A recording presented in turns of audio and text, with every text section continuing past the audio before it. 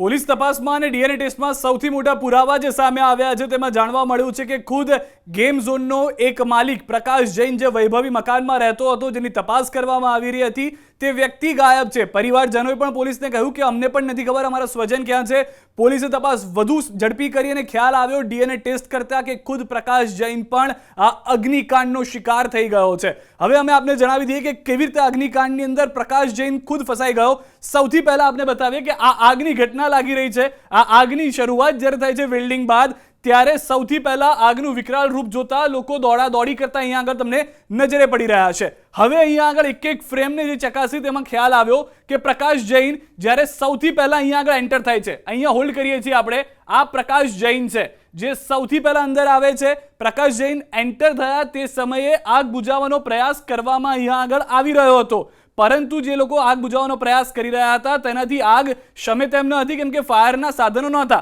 ત્યારબાદ ફરી એક વખત પ્રકાશ જૈનને તમે આ સીસીટીવીમાંથી બહાર જતા જોઈ રહ્યા છો. અહીંયા આગળ પ્રકાશ જૈન છે કે જે બહાર જઈ રહ્યા છે. લોકોને લાગ્યું કે પ્રકાશ જૈન જે છે તે ત્યાંથી ભાગી ગયા, પરંતુ ત્યારબાદના વધુ એક સીસીટીવી અમારી પાસે આવ્યા જેમાં જોવા મળે છે કે પ્રકાશ જૈન ફરી એક વખત આવે છે અને તે અન્ય એક અને બીજો એક વ્યક્તિ, એમ બે વ્યક્તિઓને લઈને તે અંદર આવે છે. આ બંને વ્યક્તિઓ પાસે ફાયરમાંથી સાધનો જે હતા, જે ત્યાં આગળ પડ્યા રહ્યા હતા, તેનાથી આગ બુઝાવવાનો પ્રયાસ કરવામાં આવે છે. પ્રકાશ જૈન અહીંયા જ છે જે પ્રયત્ન કરી રહ્યા છે અનેક લોકો જે આસપાસમાં છે તેને જઈને બોલાવવાનો, સમજાવવાનો અને કહેવાનો કે તમે લોકો પણ આગ બુઝાવવાનો પ્રયાસ કરો, પરંતુ આગ બેકાબુ થઈ જાય છે. અહીંયા ફરી એક વખત હોલ્ડ કરીએ, કારણ કે હવે જે સૌથી વધારે મહત્વની વાત છે, દ્રશ્યોમાં તમને અહીંયા આગળ જે થોડું ઘણું જોવા મળી રહ્યું છે, આ તમામ ગો કાર્ટિંગ કાર્સ છે. અહીંયા આગળ જે ગો કાર્ટિંગ ચાલતું હતું તેને લઈને આ ગાડીઓ છે જે પેટ્રોલ ડીઝલના જથ્થાને લઈને, સૌથી વધારે મહત્વની વાત એ છે કે આ જે દ્રશ્યોમાં આપ જોઈ રહ્યા છો ત્યાં આગળ પેટ્રોલ ડીઝલનો 4,500 લીટરનો જથ્થો પણ હતો કે જે તરત જ આગની ઝપેટમાં આવી જાય તેમ હતું. હવે વિઝ્યુઅલ્સને થોડા આગળ લઈ જઈએ જેમાં સ્પષ્ટ જોવા મળશે કે આ દ્રશ્યોમાં જેવો જ આ આગની ઘટના ઘટી, તમામ લોકો ત્યાં દોડતા આવે છે.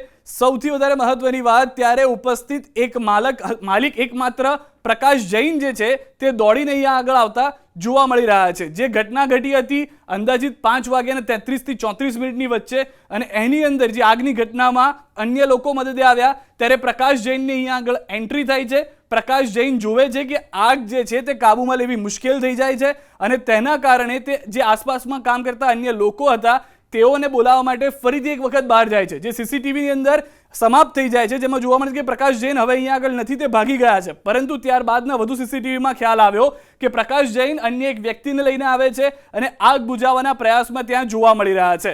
હવે આ આગ જે હતી તે બુઝી નહીં, શમી નહીં, અને તેની સાથે આસપાસમાં જે પેટ્રોલ ડીઝલનો જથ્થો હતો તેમાં આ આગ તેટલી ભયંકર થઈ ગઈ હતી કે સીધું બ્લાસ્ટ થઈ ગઈ. હવે આ જ્યારે આગ બ્લાસ્ટ થઈ ત્યારે તેની અંદર અનેક લોકોના મૃત્યુ થયા, જેમાંના એક ગેમ ઝોનના માલિક પ્રકાશ જૈન હોવાનું પણ ખુલ્યું છે. અને સૌથી વધારે મહત્વની વાત, ડીએનએ ટેસ્ટમાં એ પુરવાર થયું છે કે જે અનેક લોકો કહી રહ્યા હતા તે પ્રમાણે, ખુદના સ્વજનો કહી રહ્યા હતા તે પ્રમાણે, કે જે થોડા ઘણા અવશેષો, માનવ અવશેષો મળ્યા છે તેમાંના કેટલાક અવશેષો પ્રકાશ જૈનના ડીએનએમાં મેચ થયા છે. તો જેની એક બેદરકારી હતી, જેને બચાવવાનો પણ પ્રયાસ કર્યો હતો જે લોકો ત્યાં આગળ નીચે હતા, પરંતુ તેને સાથ ન મળ્યો, અથવા તો કહી શકાય કે જે પોતાના આયોજકોની ભૂલ હતી તેમાં તે ખુદ પણ શિકાર થઈ ગયો.